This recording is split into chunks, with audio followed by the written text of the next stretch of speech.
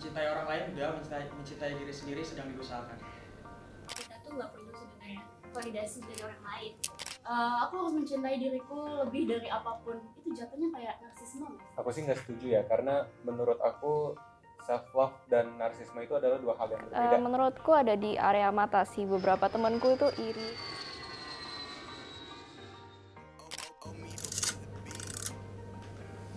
Boleh sebutin nama, prodi, dan angkatan kamu?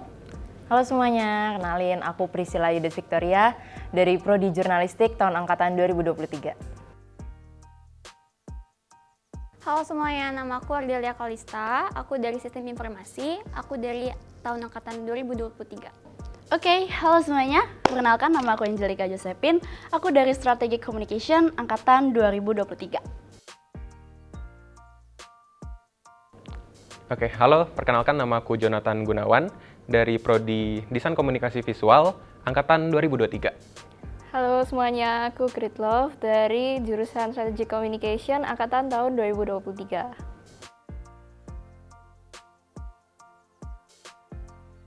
Nama gue Gusti Muraputra Eki Suganda, biasa dipanggil Regi, dari jurusan Manajemen angkatan 2023. Apa sih arti self-love menurut kamu? Arti self love menurut gue ini sebenarnya artiannya luas dan kompleks. Self love itu menurut aku bagaimana kita mencintai diri kita sendiri, menghargai diri kita, menjadi diri kita apa adanya tanpa harus membandingkan diri kita dengan orang lain. Cintai diri kamu sendiri tanpa banyak perbandingan dengan orang lain, menghormati diri kamu sendiri, tubuh kamu sendiri, dan juga menerima diri kamu sendiri tanpa merendahkan orang lain. Self love menurut aku itu kemampuan kita untuk bersyukur sih dengan apa yang Tuhan udah kasih, dengan semua kelebihan dan kekurangan kita secara fisik. Menurut aku ya, self love itu gimana cara kita untuk mencintai diri kita sendiri, bersyukur apa dengan yang kita miliki tanpa membandingkannya sama orang lain. Seseorang sudah merasa aman terhadap dirinya sendiri. Dalam artian, dia sudah mampu untuk bersinar dengan caranya sendiri. Dia sudah menemukan yang namanya warna atau color dia sendiri. Jadi dia nggak mudah untuk digoyahkan oleh pandangan atau opini orang lain. Gitu. Secara fisik, menurut kamu apa hal yang paling menarik yang kamu miliki dari tubuh kamu? Kayaknya sih postur tubuhku yang ideal, nggak terlalu gendut atau nggak terlalu kurus. Yang mana sekarang ini kan banyak cewek-cewek yang ngerasa dirinya, kok aku kurus banget, aku gendut banget, gitu. Kalau di fisik aku, sepertinya mata dan telinga, karena mataku lumayan gede, terus juga telingaku unik, jadi aku kayak, wah ada sesuatu nih yang unik dalam diri aku. Menurutku ada di area mata sih. Beberapa temanku itu iri karena aku punya double eyelid, terus aku juga punya bulu mata yang panjang, dan juga alisku itu bisa dibilang udah tebel, jadi nggak perlu pakai pensil alis. Aku bersyukur sih karena nggak semua orang bisa punya. Secara fisik, mungkin mata. Kenapa mata? Karena setiap kali kita berinteraksi sama orang, pasti kan kita ngelihat mata. Nah, menurut aku mempunyai mata yang tegas dan ya bisalah menarik. Postur badan saya yang tinggi itu merupakan nilai plus yang menjadi hal yang bisa saya banggakan. Kenapa? Karena ketika orang lain ingin badannya untuk tinggi, saya sendiri sudah berada di titik itu gitu. Alis, gue merasa alis gue tebal daripada orang lain. Mungkin kalau internalnya gue ngerasa stamina dalam diri gue untuk berolahraga lebih banyak daripada orang lain. Pernah nggak sih kamu merasa minder atau insecure dan kenapa? Pastinya pernah, kayak apalagi kalau aku lagi gendut banget, jadi kayak suka bandingin orang lain juga, pipi aku cabi, terus jadi ya aku suka insecure gitu. Merasa insecure pastinya pernah ya. Dulu aku pernah merasa insecure karena kondisi fisikku ini aku merasa cukup masih jauh dari standar kecantikan ya. Aku merasa aku nggak setinggi cewek-cewek lain, atau aku juga merasa badanku ini nggak selangsing cewek-cewek lain gitu sih. Puji Tuhan, enggak. Minder dan insecure pastinya pernah, cuman udah lama banget. Alasannya pastinya bukan karena ke fisik, namun kepada kepribadian atau skill yang dimiliki orang lain.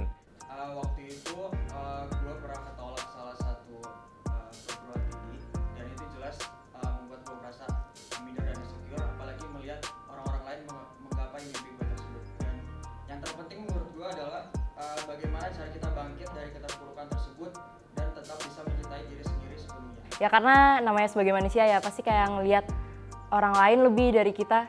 Kayak kok bisa ya dia kayak gini, kok bisa ya mereka kayak gitu.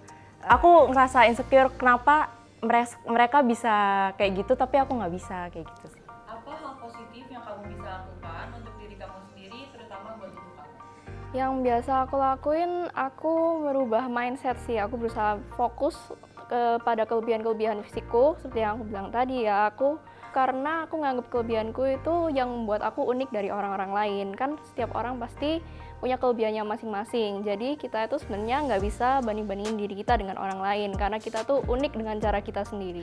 Hal positif yang bisa aku lakukan untuk diri sendiri, yang paling pertama itu adalah pola hidup sehat. Yang paling utama menurut saya sendiri itu berdoa adalah hal yang penting.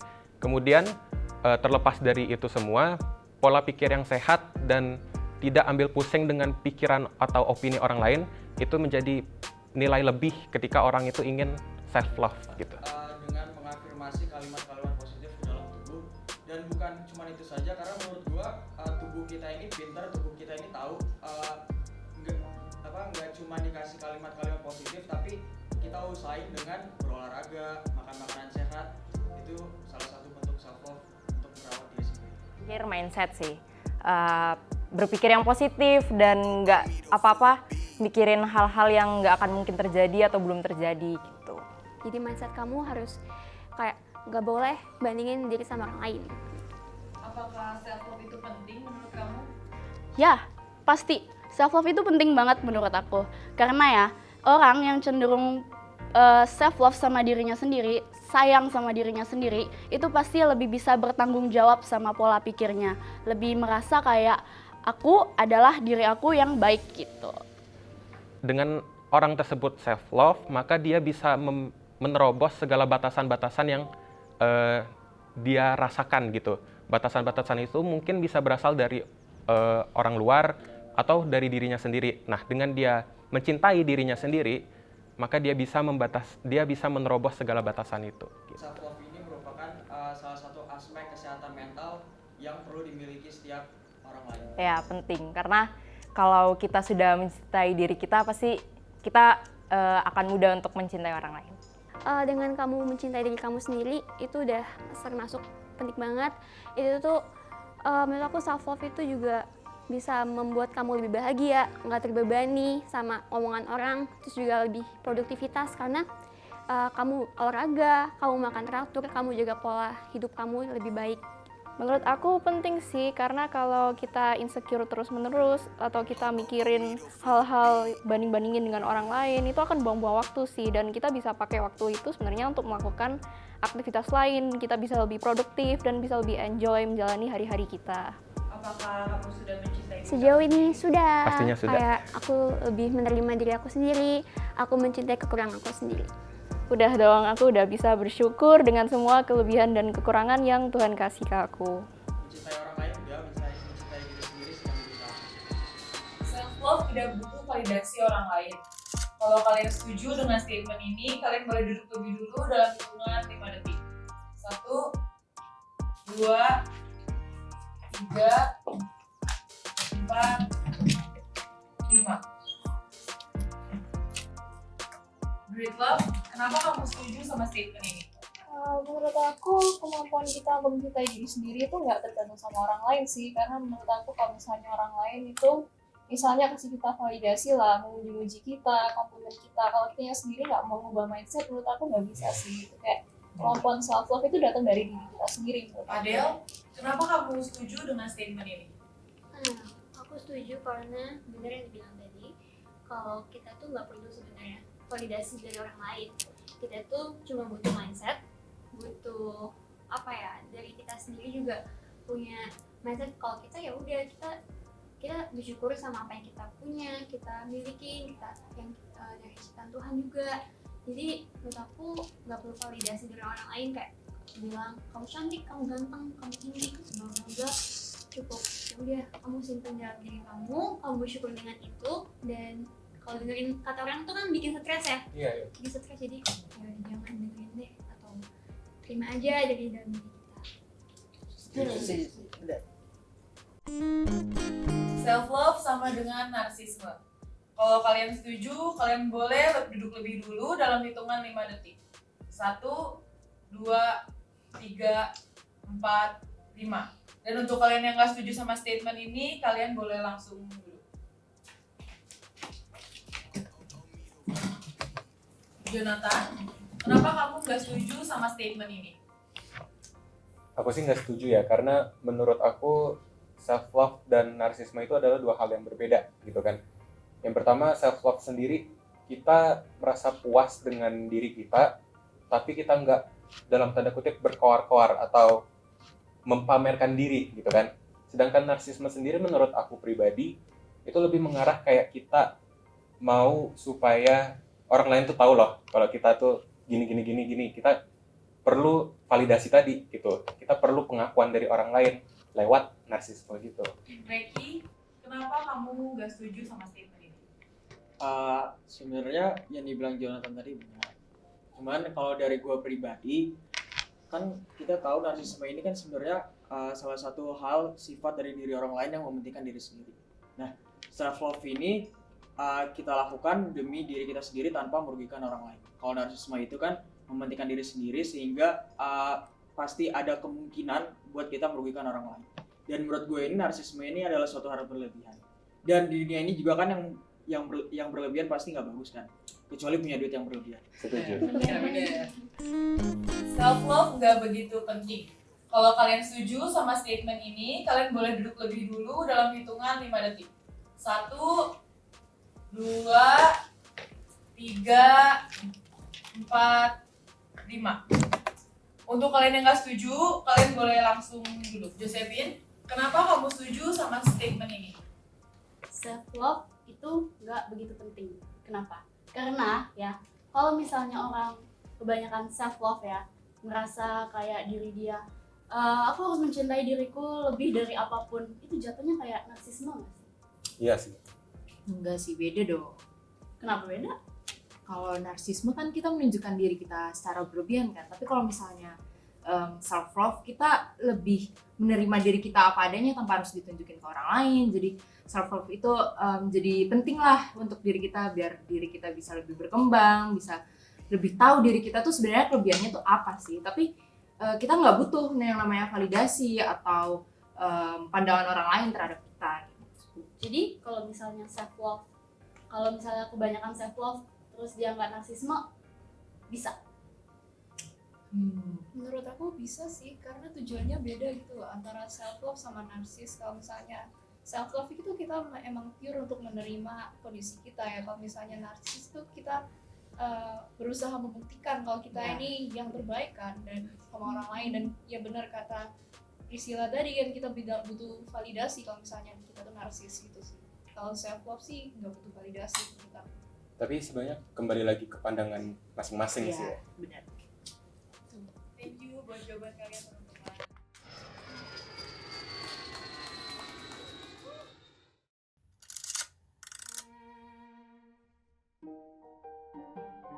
Kalau di teori psikologi itu lebih dikenal seperti self compassion.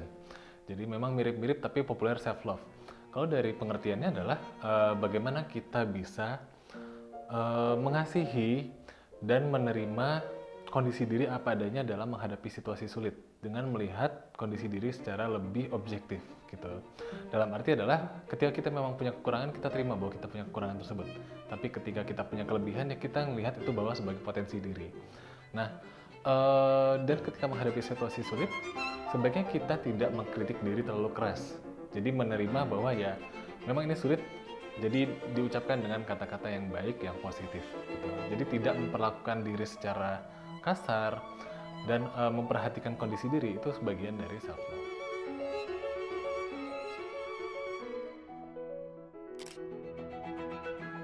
Kalau self love itu kan memang secara bahasa itu mencintai diri sendiri gitu. Seperti tadi, seperti kita menyayangi diri apa adanya gitu, menerima kekurangan. Nah, perbedaan dengan narsisme adalah narsis ini membesar-besarkan diri gitu. Bahwa seseorang tuh punya idealisme bahwa dia ini orang yang sangat dihormati misalnya, orang yang sangat punya power, tapi sebenarnya belum tentu dia seperti itu gitu. Jadi terlalu membanggakan diri terlalu besar Dan yang jadi khas pada orang dengan narsisme adalah menjatuhkan orang lain. Nah, berbeda dengan self-love itu fokusnya hanya ke diri sendiri. Oke, saya punya kekurangan, saya memang nggak sempurna, tapi saya bisa menyayangi diri saya apa adanya, gitu. Sedangkan kalau narsisme, saya setinggi mungkin, orang lain serendah mungkin. Oke, nah untuk kita menjaga agar tetap dalam self-love, jadi self-love ini sebenarnya bisa juga jadi narsisme. Ketika pikiran kita ini terlalu idealisme, tapi sebenarnya kita nggak sebagus itu loh, gitu. Nah, self-love itu kata kunci kita menerima bahwa kita ini memang manusia yang nggak sempurna. Jadi ketika kita gagal, ketika kita salah, atau apapun yang kita inginkan nggak tercapai, itu bagian dari hidup juga loh. Bahwa orang lain juga bisa gagal kok. Gitu. Bukan berarti kita harus bisa sempurna, harus bisa apapun yang kita inginkan itu tercapai gitu. Nah, self-love itu ketika batasannya masih realistis gitu, masih itu tadi, masih bisa ngeliat kekurangan dan juga memang kita punya kelebihan yang bisa kita akui. Itu akan menjadi narsisme ketika kita memaksakan bahwa oh saya harusnya begini gitu, biar saya berhasil saya akan jatuhkan orang lain. Nah, jadi berusaha agar tidak terperangkap dengan pikiran-pikiran negatif, dimana kan kita suka ada hasutan bahwa oh yaudah biar berhasil kita manipulasi aja hasilnya dengan jatuhkan orang lain. Nah, selama kita tidak terbawa dengan pikiran-pikiran negatif untuk menjatuhkan orang lain, itu kita masih dalam batasan self-love. Jadi memang kita harus jaga objektivitas, kondisi mindfulness ke diri sendiri. Bahwa oh secara sadar saya memang punya kelebihan ini dan memang kekurangan ini gitu. Jadi lebih ke mengelola pikiran agar tidak terbawa ke hal yang negatif untuk memaksakan idealisme diri kita sendiri gitu. Ya, trauma itu berpengaruh terhadap pola pikir dan emosi seseorang. Jadi mungkin kaitannya dengan self-love adalah bagaimana orang tersebut memandang dirinya sendiri. Kalau orang sudah mengalami trauma gitu, itu rentan melihat dirinya serendah mungkin. Jadi kayak ngerasa dirinya nggak bisa apa-apa, ngerasa dirinya sudah nggak berharga lagi, ngerasa dirinya lebih rendah atau lebih buruk dibandingkan orang lain. Nah, ketika kita sudah punya konsep berpikir negatif ke diri sendiri, tentu buat ke self-love itu sulit gitu. Karena kita jadinya hanya ngeliat sisi negatifnya aja, tapi mengabaikan yang positifnya gitu. Sedangkan untuk mencapai self-love ini, kita ngeliat keseimbangan ya antara sisi positif dan juga negatif. Nah, sedangkan pada orang-orang yang sudah mengalami trauma, itu akan melihat diri sebagai sosok yang negatif mungkin gitu. Jadi sudah sulit mencapai ke self-love-nya gitu. Mungkin jadi sebaliknya, jadi terlalu kasar ke diri sendiri gitu. Bukan self-love tapi lebih ke misalnya self-kritik gitu, atau udah ngeliat diri itu sebagai sosok yang sangat buruk pokoknya. Jadi self-love-nya itu udah jadi sebaliknya. Itu yang jadi efek dari trauma. Oke. Nah, kalau untuk pandangan terkait dengan kepercayaan diri dan juga perilaku atau sikap lingkungan terhadap dirinya, itu juga berpengaruh. Bayangkan kalau seorang anak kecil dididik atau bukan dididik, tapi lebih di label sebagai anak yang bodoh misalnya, anak yang nggak bisa apa-apa, anak yang nyusahin aja. Nah, itu besarnya nanti akan menanamkan label tersebut ke dirinya sendiri gitu. Jadi ketika seseorang sudah punya konsep diri negatif, otomatis dia akan melihat dirinya tuh ya negatifnya aja gitu. Jadi untuk dia mencintai, sedangkan dia cuma ngeliat dirinya sendiri itu negatif, itu akan sulit gitu. Yang ada memang bentukan dari lingkungan ini yang membuatnya jadi selalu berpikir negatif tadi. Jadi memang kalau kita bahas faktor eksternal, itu kan kalau seorang anak kecil memang belum punya konsep diri. Jadi dia belum melihat dirinya seperti apa. Tapi ketika itu sudah ditanamkan, apalagi dari orang-orang terdekatnya, misalnya dari keluarga, dari teman-teman, atau dari tempat sekolah, itu bisa memunculkan kurangnya kepercayaan diri tadi gitu. Yang mana mengarah ke keberhargaan diri yang rendah gitu. Itu tadi, ketika seseorang sudah memandang dirinya rendah, untuk memunculkan self-love itu sulit. Karena apa yang bisa dibanggakan atau dicintai dari seseorang yang hanya punya sisi negatif aja gitu. Nah, untuk mengatasi ketidakpercayaan diri pada diri masing-masing, itu sebenarnya kita perlu sadar bahwa manusia ini tuh nggak sempurna loh gitu. Walaupun dulu saya punya berandai-andai bisa memahami segala macam teori gitu kan, bisa banyak hal gitu, tapi realitanya kita nggak bisa loh bisa memahami atau memasteri, punya kemampuan dalam banyak hal. Kita memang ada kelebihan dan kekurangannya masing-masing gitu. Misalnya kita merasa lemah dalam hal akademik, bisa jadi memang kita punya kemampuan lain. Misalnya dalam produktivitas seninya gitu, atau kita rajin bekerja. Memang cara yang perlu teman-teman lakukan pertama kali adalah menerima bahwa kita ini memang makhluk yang nggak sempurna loh. Kita punya kelebihan dan kekurangannya masing-masing. Ketika kita punya kekurangan, pasti kita punya kelebihan, dan juga sebaliknya. Nah, kalau kita lihat dan hanya fokus ke negatifnya aja, misalnya nilai akademik saya buruk terus gitu, IPK sudah 3 semester selalu di bawah 3 misalnya. Oke, mungkin memang saya kurang di bidang ini gitu. Bisa jadi karena jurusannya yang memang belum terlalu saya pahami, atau bisa saja memang saya secara akademik kurang gitu. Tapi pasti ada hal lain yang sebenarnya kita tuh punya lebih di bidang hal lainnya gitu. Bahwa kita nggak bisa maksimal dalam segala aspek, dalam segala hal itu kita nggak bisa. Itu terlalu serakah sebagai manusia juga. Jadi menyadari bahwa kita punya kekurangan, dan kekurangan inilah yang perlu kita terima gitu. Apakah kita cukup terima bahwa saya punya kurang di sini tapi punya lebih di sini, atau kekurangan itu jadi bahan evaluasi diri kita sendiri. Nah, yang mana dari kekurangan ini kita akan menghadapi situasi sulit lainnya. Misalnya kayak teman-teman yang kurang percaya diri dalam akademik, otomatis ketika menghadapi UAS itu menjadi situasi yang sulit gitu. Nah, bukan berarti teman-teman terbawa ke perasaan gak percaya diri terus jadi memaki-maki diri misalnya. Tapi bisa juga dengan self love, misalnya oh iya memang saya kurang gitu, makanya saya perlu belajar. Jadi menerima kekurangan ini bagian dari mengatasi rasa tidak percaya diri tadi, bahwa kita nggak bisa maksimal dalam segala aspek, tapi kita bisa mengupayakan di aspek yang kita rendah ini kita bisa tingkatkan. Misalnya kalau nggak paham ya belajar, singkatnya begitu, kurang lebih gitu.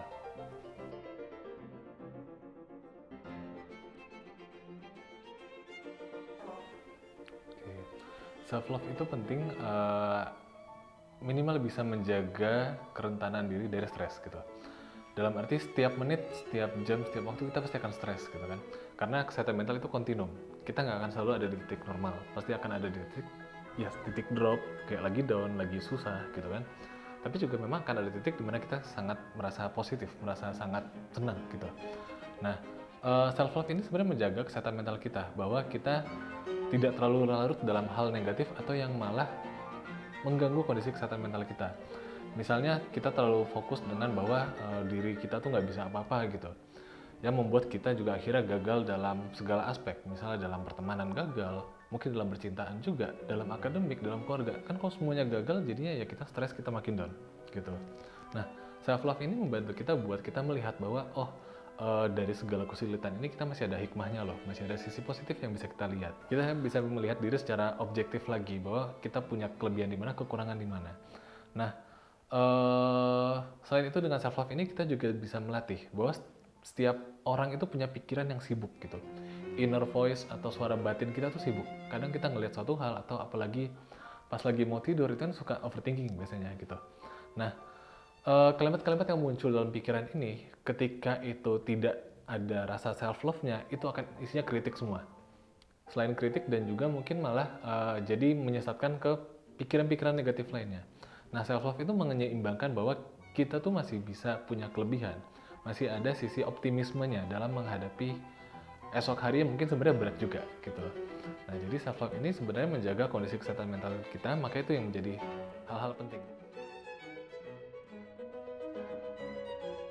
Sering-sering ngobrol sama diri sendiri.